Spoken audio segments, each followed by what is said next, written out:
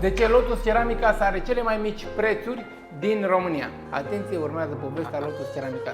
Să-i spune-ne, te rog, cum ați ajuns să aveți cele mai mici prețuri din toată România în zona de finisaje? Perfect.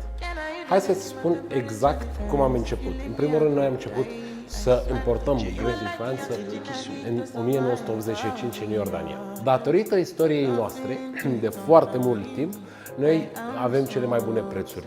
Noi lucrăm cu aceleași fabrici. Halconul, lucrăm cu ei din 1990 aproape. Am început în România în 1997 cu Halconul. Cu Prismaserul lucrăm și avem prețuri foarte bune. Cu Geotiles avem prețuri foarte bune, că importăm cantități foarte mari de mii și mii și mii și mii de metri de gresici faianță aici în România.